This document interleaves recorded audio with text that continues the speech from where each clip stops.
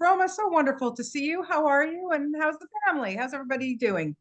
Everybody is good. Thank you for asking, Bonnie. And you're in Canada, are you? I am Toronto.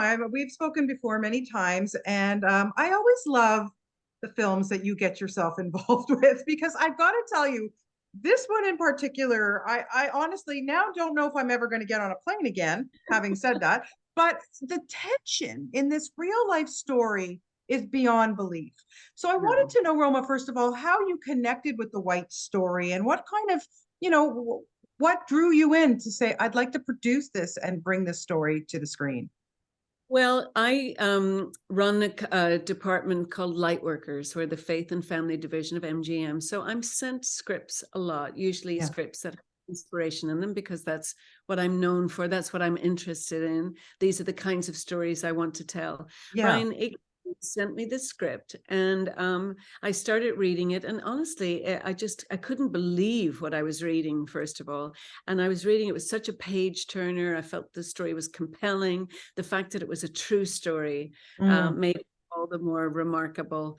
And I thought this has to become a film. So myself and my team, we started developing the script and the story with Brian.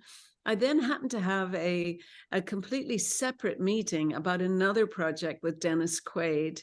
Oh, And during the course of that conversation, Dennis told me that he had a hobby and that his hobby was flying planes, that he was a pilot. And wow. so the light bulb went off in my mind, and I thought, gosh, maybe Dennis would take a look at this script I have about this airplane crisis. So I gave him the script, and the rest is kind of history. He Yeah. responded to loved the role. He loved the story. Heather Graham got involved, Jesse Metcalf. I Mm. found Sean McNamara to direct the film. And the end result, I think, is this, yeah, it's like a movie that has you on the edge of your seat. It's filled with tension. It's dramatic. You can't believe what you're watching. Yeah. And yet it has tender moments and moments that really connect. And ultimately, you're left filled with hope. You're inspired. You're uplifted. And that's really, what I'm Yeah. interested in. There's enough darkness in our world. There's enough bad news in our world. I feel, as a producer of entertainment, that the Mm. least is offer an audience a story that will inspire them in some way. Absolutely, 100%. As I'm watching this, and they're praying. They're praying. Look, who wouldn't? It really doesn't matter what faith, what religion you are. If you're in one of these kinds of situations, Yeah. no holds barred. Well said. You're gonna, Well and said. so I would think for you that It's would have been, yeah, that there are, that there are no atheists in a foxhole. yeah, I would say if you found yourself hurtling through the air in a plane with no pilot, chances are you're crying out to somebody, to the higher power, whatever you would call that, is like, God, help me, please help my family. Because it wasn't just him, his wife and kids are on the plane as well. So that just heightens the drama, it heightens the sensitivity for this man. Obviously I've gotten to know the real family yes, involved, and Doug White himself is quite a character. He said when I asked him what he was feeling up there, he said, to be honest, he didn't have time for feeling. He yeah, was focused fear. All he could do was just focus on the job in hand. And he said if he was going to die, and they thought they were going to die, he said if he was going to die, he was going to die trying not to. And somehow, miraculously, with the help of these calm and expert, communicators on the mhm, ground, because a lot of things had to happen for this all to come together. They thought that air traffic control was preparing. They were getting extra firefighters. They were for getting sure. emergency services. They were making sure that everybody was mobilized on that runway because they were certain that a fiery ball was going to land down in that airport in Florida. And, with the grace of God, somehow they They made landed it. that at the end of the film. Your heart is full. I just did a screening. The film closed the Sarasota Film Festival this weekend, and we did a Yeah, screening for an audience, and they were on their feet cheering. yeah, And I really just think it has that kind of, it's a hugely entertaining film, but it's about something. And it's also a family film, which I just want to add because, you know, I've raised kids myself, and it seems there are fewer and fewer things that we can gather together Yeah.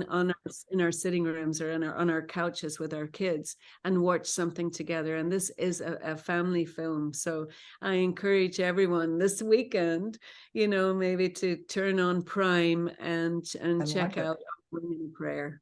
Absolutely. Very quickly, just to wrap it up, you also just released a book just about a month or so ago, and it's so inspirational too. I mean, you really are a gift from God, Roma. I got to tell you, there's no question about it. I just wanted to know quickly, though, you know, it's a 52-week devotional. What kind of response have you had from people who have read it? You know, things have to, people must touch your heart with what you bring to us. Well, the title of the book is called Be an Angel. And as you know, of course, for many years, I Yeah. played an angel on TV, but I was just playing one on TV. I wasn't really one. This book is I think encouraging. people would disagree with you, Roma. Anyway, Not my husband. well, we could talk about Mark for a long time. Anyway. The Be an Angel in the title is really more of a suggestion. How can we be kinder to each other? Could we be like angels? And each chapter ends with an instruction, a Be an Angel suggestion, ways that we could, you know, like love is an action. You know, my old Irish father used to say, love is a verb. Anybody can say, I love you, but can you take action and do something for somebody else? And that's really what the book was encouraging. It's like, let's remember that we belong to each other. Let's remember to be nicer to each other, to be kind to each other, and to attempt to do that through a devotional. So you can see, Bonnie, these themes in my work. You know, this is a space that I want to work in, from, you know, whether I'm acting, writing books, or producing TV or movie. You know, I did the Bible series and so on. I'm interested in themes of hope, themes of faith, themes of love, themes of a family, of these kinds of values. And, you know, I just, you know, it's what I enjoy doing, it's what I enjoy watching.